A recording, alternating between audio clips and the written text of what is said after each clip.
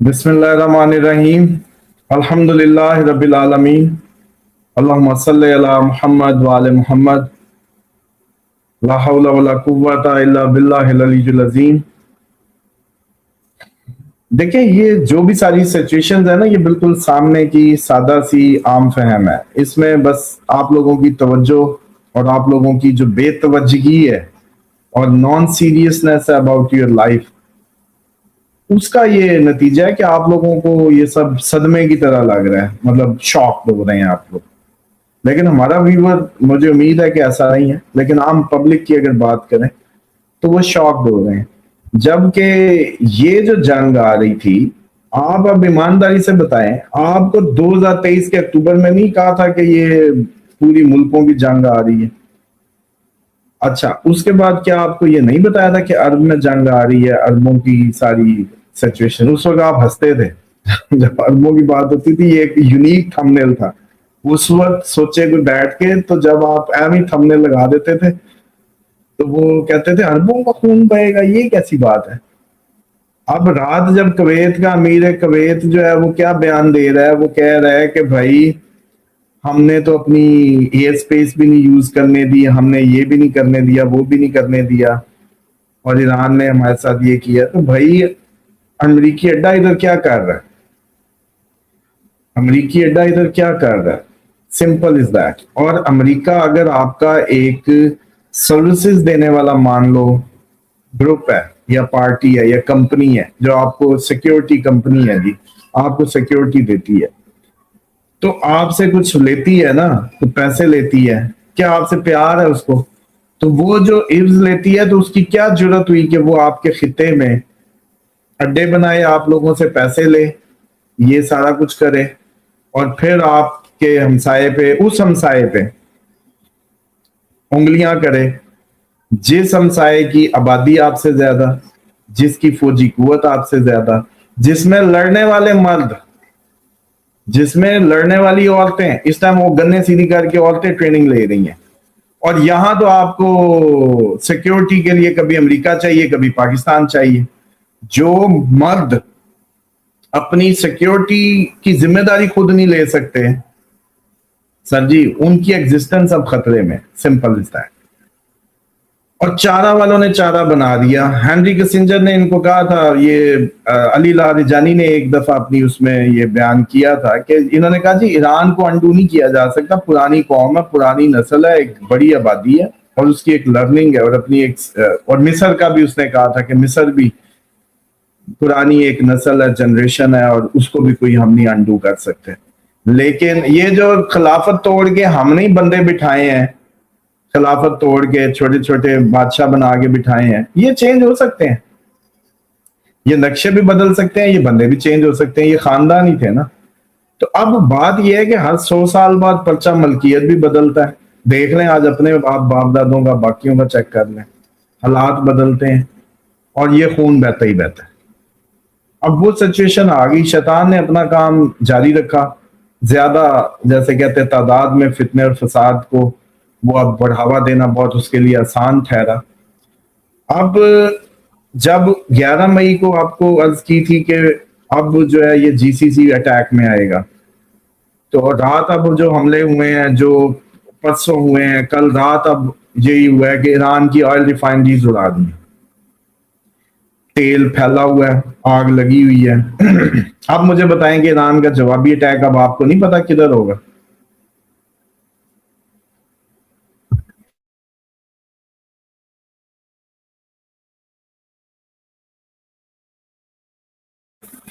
Iran का जवाबी attack लाजमी ऑयल रिफाइनरीज पे होगा।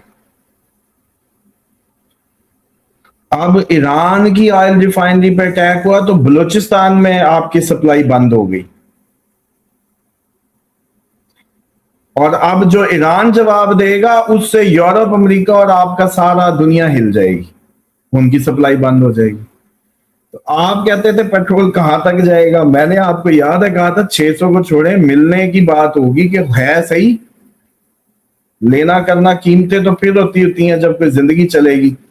और अभी कई लोग नीचे कह रहे थे लॉकडाउन, वो लॉकडाउन का मजा तो नहीं आया जैसा लॉकडाउन होता है, ये तो बस रूटीन की जॉब है, تو میں کہا ابھی آپ لوگوں کو تو اندازہ ہی نہیں ہے کہ یہ تو ابھی 1 جون کی اگر وہ جیسے کہتے ہیں یکم آئی تو اس پہ اگر یہ اناؤنسمنٹ سننے کو ملی یا تھم نیل آ گیا چلو نہیں لگا لاک ڈاؤن، تو بھائی آپ کو کیا کہا تھا کہ لاک ڈاؤن سچویشن، کوئی لاک ڈاؤن کو نہ کہو لاک ڈاؤن، گھروں میں پڑے ہو گئے، پیٹرول ہوگا نہیں، مطلب نکل ہی نہیں پا رہے، تو کرونا میں کیا ہوتا تھا؟ ہم نے تو کرونا ہی دیکھا ہے نا، لاک ڈاؤن ورڈ تو ہمیں کرونا میں پتا چلا ہے، اس سے پہلے تو میرے اگر والد صاحب کو یا دادے کو یا آپ کے پچھلوں کو کیا پتا لاک ڈاؤن کیا ہوتا ہے؟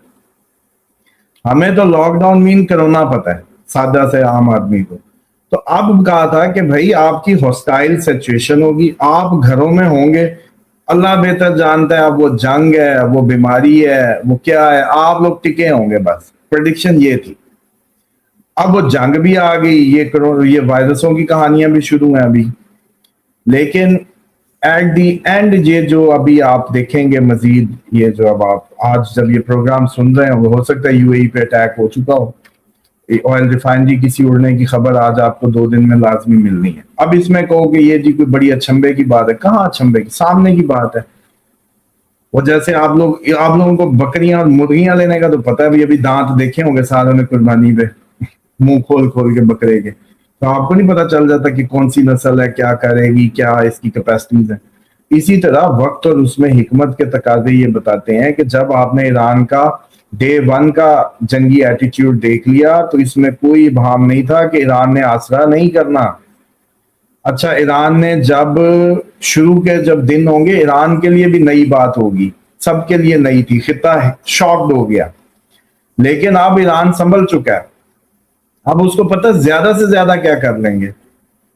انہوں نے جہازوں کی بھرمار بھیجی، میزائلوں کی بھرمار بھیجی، بیڑی بیڑے آ گئے، جو زور لگانا تو لگا لیا۔ اب تو امریکہ اپنی شکل بچانے کے لیے پیچھے ہو رہا ہے۔ بیڑی بیڑے کیوں پیچھے لے گیا تھا، کیوں واپس لے گیا تھا، کیوں دور لے گیا تھا رینجوں سے، کیا مسئلہ تھا، اور اب کیوں نہیں کھل کے آ رہا، کیوں؟ اب اصل مدعا یہ تھا کہ اس خطے میں جنگ کو چاہیے اور پیسہ اسلحہ کی انڈسٹری کے تحت واپس لے کے جانا۔ تو اب ہونے یہ جا رہا ہے کہ اب آئل ریفائنریز پہ اٹیک شروع ہو جائیں گے، کیونکہ ایران کی آئل ریفائنری کا مطلب ہے، پکی ٹھکی بات ہے کہ اب آج کی ابھی آپ کا جب میرا خیال ہے 12 بجے سے پہلے نہیں تو کل آئل ریفائنری کی خبر آپ سن لیں گے، کسی نہ کسی کی، قطر کی سن لیں، اس کی سن لیں، یو اے ای کی سن لیں، you a E most probably جو زیادہ لیڈ فرنٹ پہ جس کو تنگی ہے۔ اب اس کا ایک سادہ سا، کل کو آپ کہیں گے کہ یہ تو جنگ اور لیول پہ چلے گی، وہ لیول ابھی سمجھ آ رہا ہے، آپ کو کیوں نہیں آ رہا؟ یہ کوئی اتنی کوئی غیب کی باتیں ہیں بھائی، اور سامنے کی باتوں پہ بھی آپ لوگ تو بالکل ہی گالے بھولے بن رہے ہیں۔ سامنے ایک بڑی چیز ہے کہ بھائی یو اے ای جب اسرائیل کے ایجنٹ کے طور پہ بی ایل اے کو انگلیاں دے رہا ہے کہ گوادر نہ چلے، یو اے ای سوڈان میں گھستا ہے، یو اے ای یمن میں گھستا ہے، یو اے ای امریکہ سے جھپیاں ڈالتا ہے، ادھر سے پیسے واپس لیتا ہے، مودی کی جا کے گود میں چڑھتے ہیں، تو وہاں جو ٹرائکا بنتا ہے نیتن یاہو اور ان کا، اور یہ جو خواب سجائے ہیں انہوں نے اس خطے کے، تو وہ ڈیفینیٹلی اس نے تو وہ تو اب ایران مار رہا تھا، آپ سمجھ آئی اس وقت نہیں، پھر آئرن ڈوم نکل آئے یو اے ای سے، یو اے ای سے آئرن ڈوم بھی نکل آئے، ڈیفنس پیکٹ بھی نکل آئے، اب ادھر کی وہ ساری سچویشن اور چیزیں واضح ہو گئی۔ تو اسی انداز سے اب یو اے ای پہ آپ کو خبر مل جائے گی، اور ان کو جو ہوائی اڈے ہیں، ان سارے ممالک کو چاہیے کہ بھئی امریکیوں کو، جیسے یو اے ای نے ہوٹلوں میں گھسا لیا، کس نے کہا تھا پبلک میں لے کے جاؤ ان کو، انہوں نے تو مارنا ہی مارنا پیچھے پیچھے، پبلک میں لا کے جنگ کو بڑھاوا دینا ہے۔ اسی طرح آپ اپنے ایئرپورٹس پہ کیوں ہینگرز میں آپ کے امریکی جہاز اور چیزیں کھڑی ہیں؟ انہوں نے لیڈر نہیں چھوڑے، انہوں نے بچے مار دیے، آپ اب یہ ایکسپیکٹ کرتے ہیں کہ ایران آپ کے اصول اور ضوابط کا خیال کرے، جبکہ آپ دشمن کو پناہ دے کے بیٹھے ہیں، اور پھر کہیں برادر اسلامی ملک، تو آپ کے بردرہڈ کیا کہتا ہے؟ دونوں اینگلز کی بات ہے۔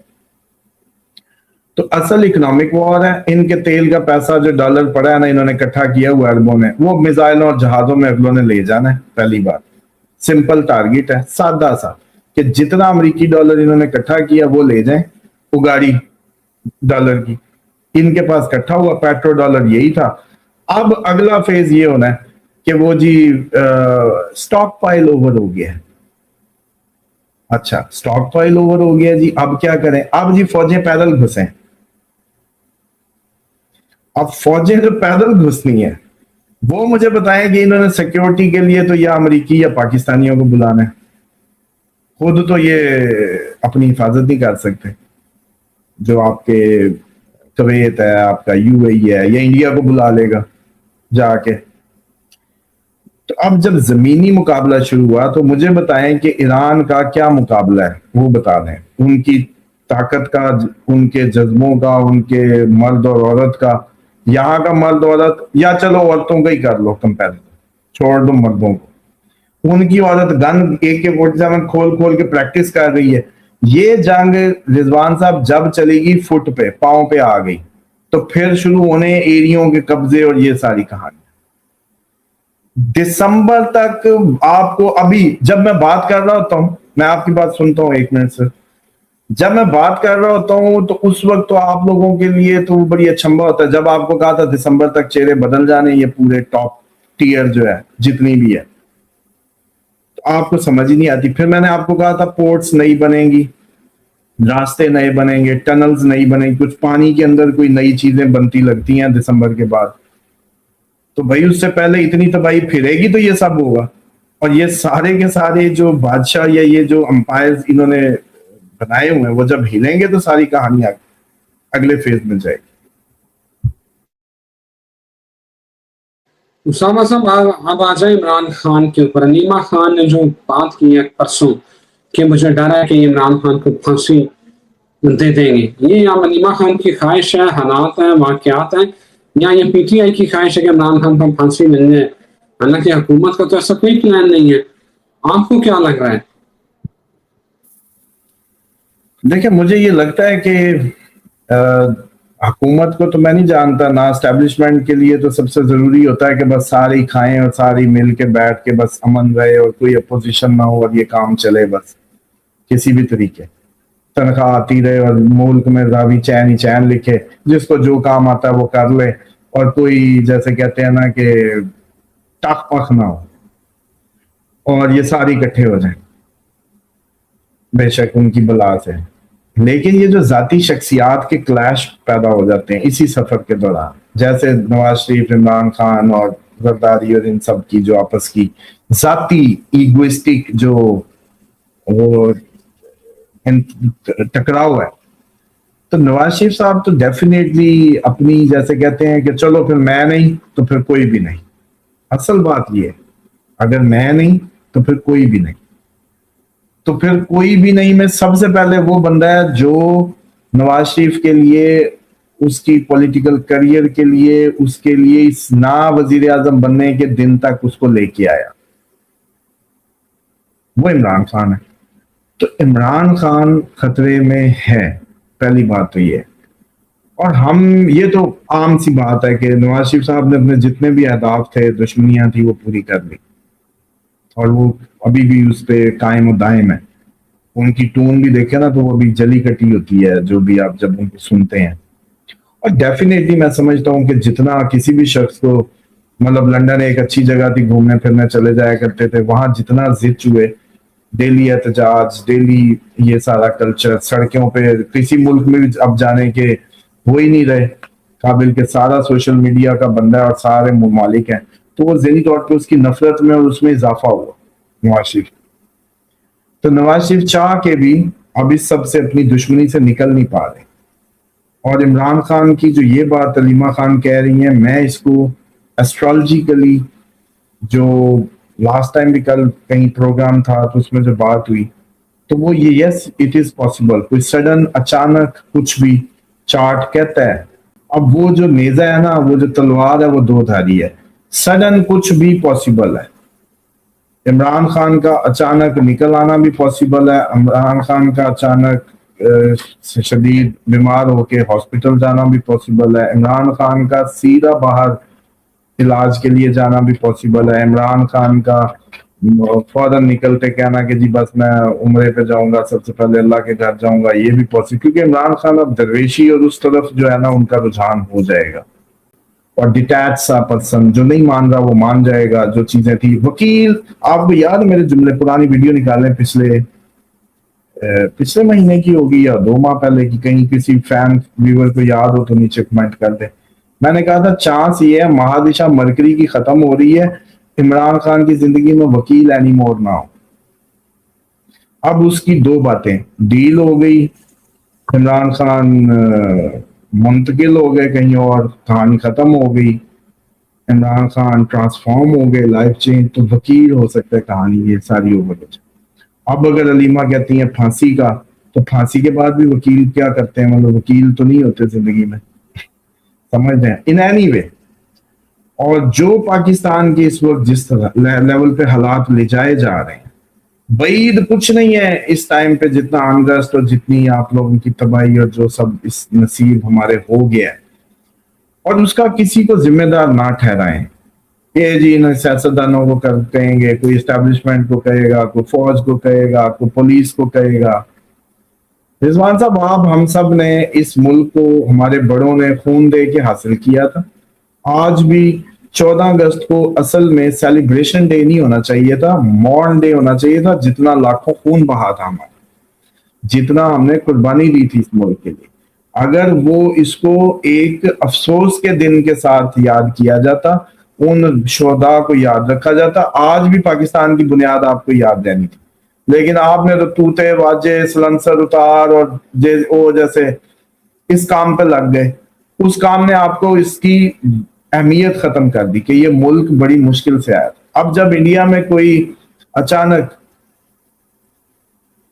हिंदू की मुस्लिम फसाद हो जाता है, कई लोग उसकी भेंट चढ़ जाते हैं, तब आपको रियलाइज होना चाहिए था कि पाकिस्तान की या पाकिस्तान के रीजन क्या थी।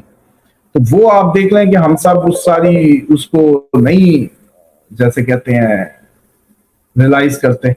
तो अब ये दिन आ गया कि अब हमारे भी वही हाल है जो इंडिया में किसी हिंदू का या मुसलमान का हाल है, वही सब कुछ हम पाकिस्तान में भी बर्बरियत और आम जिंदगी में ये सब देखते हैं, वाकयात, नाइंसाफी और सब कुछ।